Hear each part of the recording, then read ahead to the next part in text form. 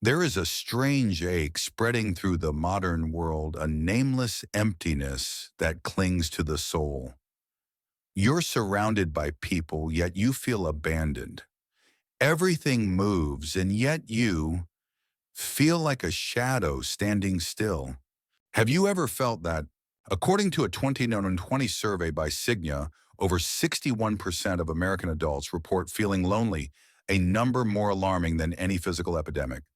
But here's the paradox: we've never been more digitally connected and never more emotionally isolated.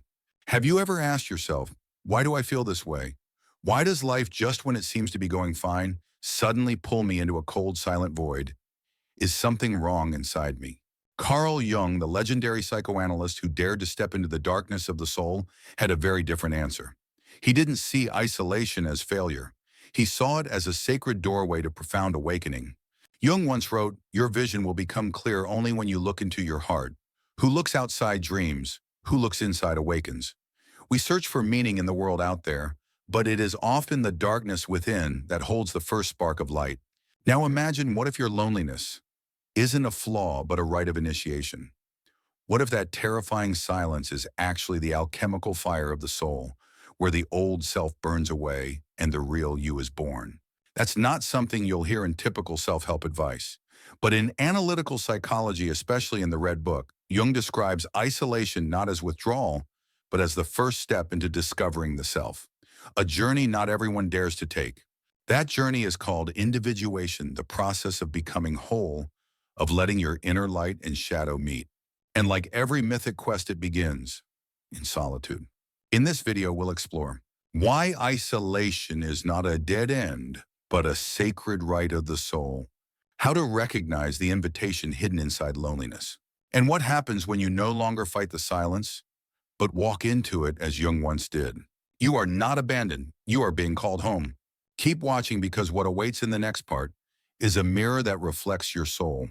There are moments in life when everything seems to pause. You've just ended a relationship and suddenly the familiar room feels too big. You go to work, but every task feels like you're acting in a play. You drag yourself out of bed each morning, but your heart stays curled in the dark. It feels like the whole world moved on and left you behind. This is more common than we admit. According to Mental Health America, nearly 30% of U.S. adults experience symptoms of mild depression or chronic burnout at least once a year. But what few people talk about is this: the feeling of isolation isn't just a symptom, it might be an invitation. Jung called it a call from the unconscious. In the Red Book, his intimate journal of descending into the soul's darkness, Jung describes this exact state. I am no longer who I was, and the new I has not yet emerged. It's the liminal space between two realities where you no longer belong to your old life, but cannot yet see who you are becoming. To Jung, isolation wasn't a system failure. It was a sacred design meant to force you to stop and listen, to stop and look inward, to begin a journey you never planned for, the journey back to your true self. A real-life example: imagine a 35-year-old woman freshly out of an 8-year relationship. She once dreamed of marriage, a seaside home, children laughing in the yard. Now she wakes up alone in a small apartment, staring at a cold cup of coffee and feeling like nothing is holding her life together anymore. She cannot go back to who she was, and she has no idea who she's becoming. In that very void, a quiet question begins to rise. Who am I if I'm no longer the lover, the nurturer, the one who endured? Solitude, a sacred space for the soul. Jung saw isolation as a psychological initiation ritual, where the old self dissolves to make space for the authentic self. In ancient cultures, rites of passage always included withdrawal, going into the forest, the mountains, the cave. Likewise, when you are pulled out of your normal life, it's not an ending. It's a beginning, the entryway into deeper layers of the psyche, where archetypes begin to whisper, where the personal unconscious touches the collective, where truth doesn't come in words but in symbols, emotions, and dreams. In the Red Book, Jung recounted leaving behind work friends' reputation to enter a spiritual retreat of the soul. He conversed with symbolic figures like Philemon, Elijah, and Salome, not hallucinations but living archetypes of his inner world. Similarly, when you fall into isolation, you are being called to meet those parts of yourself: the unheard wounds, the silenced rage, the buried creativity. Why is isolation necessary? Because the world is too loud. And in that noise, you can't hear your soul speak. If there's always someone to text, always a meeting to attend, always something to do, you'll never realize how far you've wandered from your own center. Isolation creates silence, and in that silence, the real voice begins to rise. If you're in that space right now, feeling alone, foggy, uncertain, know this: you are not alone. There are thousands, even millions of people walking through this same cycle of returning to the self. We invite you to leave just a dot in the comments if you're on this journey too. That way we can remind each other, even when the path is quiet, you are never walking it alone. In the next part, we'll journey deeper into the shadow, where the parts you've avoided begin to appear. The anger, the shame, the fear of abandonment, the memories you buried long ago. This is the shadow Jung spoke of, and it is not your enemy. It is the lamp you turned off long ago, still waiting for you to come back and light it again.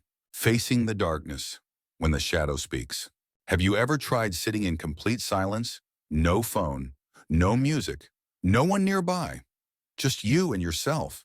The first 10 minutes might feel fine, but then your mind starts to stir. You remember a conversation from 3 years ago that still stings, a glance from someone that made you feel invisible.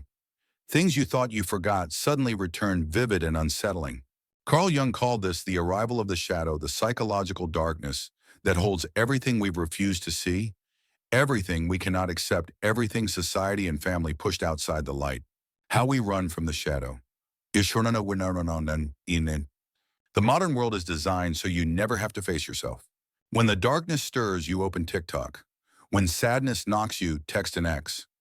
When loneliness hits you, bury yourself in work and workouts, in healing retreats, without ever truly facing the pain.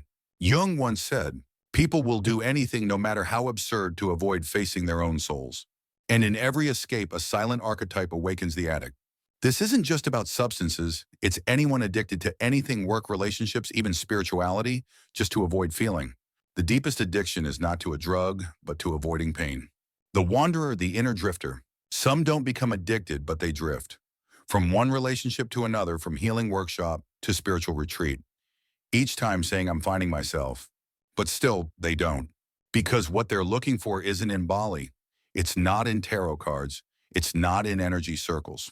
It's in that one quiet room, on that rainy afternoon, when you're finally alone and can no longer escape the silence. The shadow isn't here to hurt you. It wants to be understood. We think darkness is the enemy. But the shadow is simply the abandoned parts of us, the child who cried alone, the repressed feminine, the jealousy, the rage, the yearning to be seen. It doesn't want to harm you. It just wants to be heard. Jung warned. Until you make the unconscious conscious, it will direct your life, and you will call it fate. Real life example: unexplained rage. Ever snapped at your partner just because they took too long to reply, or turned down a great opportunity because deep down you felt not good enough? These reactions aren't about the present moment. They come from your shadow, from old wounds, feeling ignored, abandoned, ashamed. Shadow work isn't theory, it's courage and practice. The shadow doesn't vanish through affirmations. It shows up in dreams, in repeating patterns, in random jealousy, in the gaze you avoid. Shadow work means sitting down to write, what am I angry about today? Asking, when did I first feel unseen, by whom? Allowing yourself to fully feel anger, jealousy, shame, without trying to push them away. This is not toxic positivity, it's radical honesty, it's inner bravery. We need community, but first we need to face ourselves. If you've started to see your shadow, don't panic. It means you've stepped across the threshold of awakening, and you are not alone. Leave a comment, I'm beginning to see my shadow, not to vent, but to say yes to a deeper truth. Because strangely, when you dare to say it out loud, the light begins to flicker on the other side of your darkness. In the next part, we'll step into the heart of transformation, where the shadow begins to turn into strength, where the soul no longer fears pain, but learns how to embrace it and turn it into light. Carl Jung called this individuation, the sacred process of uniting light and shadow so you can become whole, not fragmented. Shadow work, when the darkness becomes the teacher. Once you've found the courage to face your shadow, the next step isn't to escape, it's to stay. Stay with the jealousy. Stay with the feeling of not enough. Stay with the random sadness that brings tears on a sunny day. Not to punish yourself, but to listen. Because as Jung said, the darkness doesn't destroy you, it only demands to be seen. A real example: jealousy and the feeling of not enough. Have you ever felt jealous of someone else's success? A friend gets promoted, an ex moves on, someone just seems happier than you. You smile, you pretend you're fine, but something aches deep down. Jung wouldn't tell you to let it go. He'd say sit with it. Let it teach you something. Jealousy doesn't come from malice. It comes from the part of you that felt left behind, the part that once believed, I'm not good enough, the part that was compared, shamed, or unseen. Shadow work in practice, the inner firewalk. Jung never offered a quick fix. But through his deep inner journey in the Red Book, he opened a path for us to engage the shadow directly, honestly, and creatively. Here are 3 basic practices you can start today. 1. Shadow journaling, raw and unfiltered. Spend 10-15 minutes daily writing everything that's ugly, uncomfortable, or hard to admit. What am I angry about today? Who am I jealous of? What makes me feel worthless? No editing, no sugarcoating, no judgment. Let this be a safe space for your shadow to speak. 2. Active imagination, meet the inner voice. Jung's most powerful tool for engaging the unconscious. After journaling, close your eyes. Imagine your emotion as a figure, a child, an animal, a furious woman, whatever image arises. Then ask it, what do you want to tell me? How long have you been here? How have I ignored you? Many people cry during this, not from pain, but from the relief of finally being seen. 3. Notice microshifts. After a few days or weeks of practice, you might notice. You begin to notice your hidden motives. You recognize when your shadow is stirring and you no longer fear it. The one who walked through fire, rebirth in silence. There is a very particular kind of stillness that radiates from someone who has walked through darkness. Not the silence of exhaustion, not the quiet of the wounded, but the calm of one who has sat inside the fire and did not burn. Carl Jung called this the one who has integrated the shadow, the person who no longer fears their own inner world. The traits of one who has walked through fire. You can recognize them not by what they say, but how they are. They don't speak much, but every word carries weight. They don't seek attention, but their presence alone invites reflection. They have nothing to prove because they've passed the quietest test of all themselves. These people aren't good at controlling emotions. They understand their emotions, so they're no longer controlled by them. A new archetype emerges, the sage. As the process of individuation nears maturity, a new archetype begins to emerge. The sage, the one who embodies inner knowing. The sage is not just wise. They are someone who has tasted sorrow, been lost, and learned from it. You'll see the sage in the eyes of someone who lost everything and still chooses to love. In someone who once wanted to end it all and now helps others out of the abyss.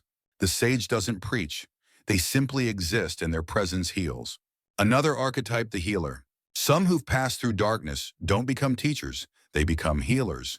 Not by profession, but by who they've become. A friend who once lived with depression and now holds space for others.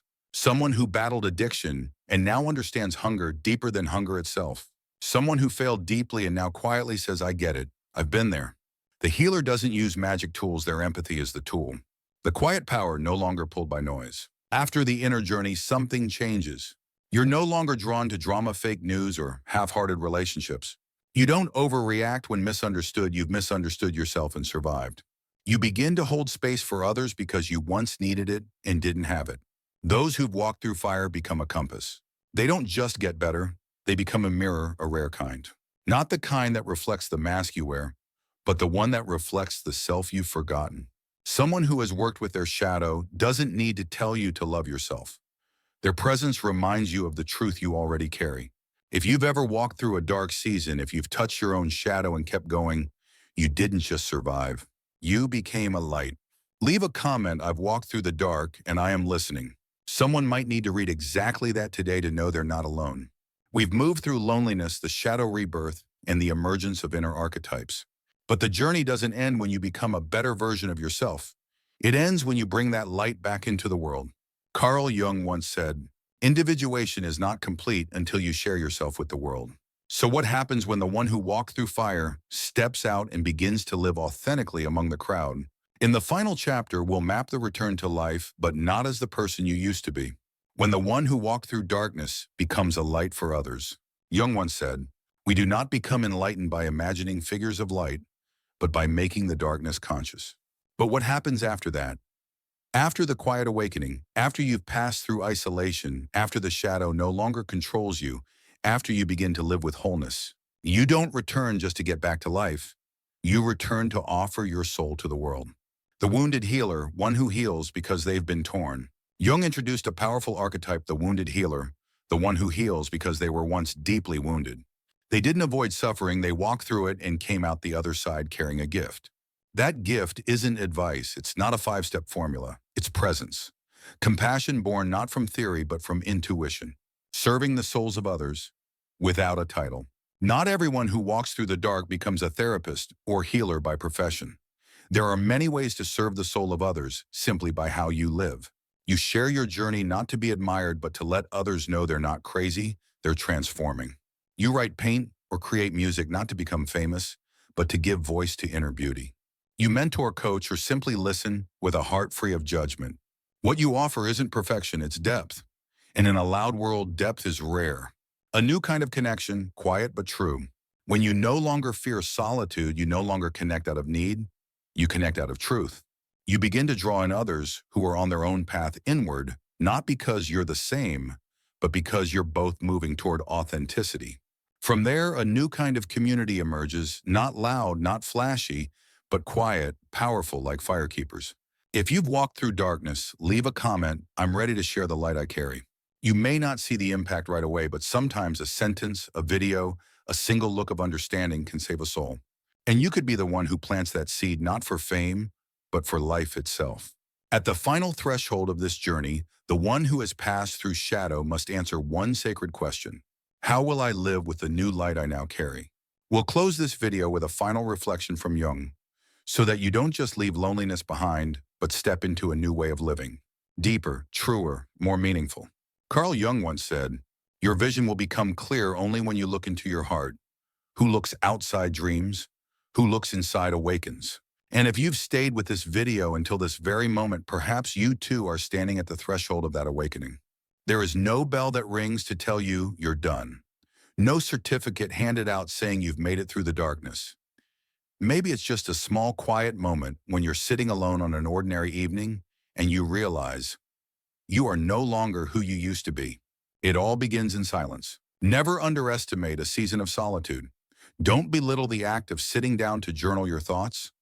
Don't dismiss the 10 minutes you spend in meditation just breathing. That's where you're planting seeds. Seeds of truth, seeds of honesty with yourself, seeds of presence, something the world deeply needs. What can you do after this video? If something in this video touched you, give it a shape. Write down how you feel right now. It doesn't need to be beautiful, just real. Sit in stillness for 5 minutes. No music, no screens, just your breath. Leave a comment, I am returning to myself. Or anything else you feel moved to say. You never know who might need to hear exactly that today. And if this space feels like a sanctuary, subscribe. Not for numbers, but because here we are building a community that listens to the soul. No one can walk this path for you, but you are not alone. You might still feel a little lost. You might still wonder, what do I do next? But the truth is, you've already begun. You sat down, you looked within. And that is rare. That is sacred. That is what will guide you. Come back to this video anytime you feel adrift. Not to find answers, but to remember you are on the journey, and it is worth it. The end, but not the closing. You don't need to become someone else. You don't need to be fully healed to be worthy. You only need to be honest with your feelings, with your wounds, with the quiet dreams whispering within you. Because truth always leads you home. And as Jung wrote, until you make the unconscious conscious, it will direct your life, and you will call it fate. But you are choosing to face it. And in that act, you are transforming the future. You can share this. If this video helped you, send it to someone who might need it. You don't need to explain. Just say, I think you'll see yourself in this. And who knows, a deeper conversation might begin not with logic, but with presence.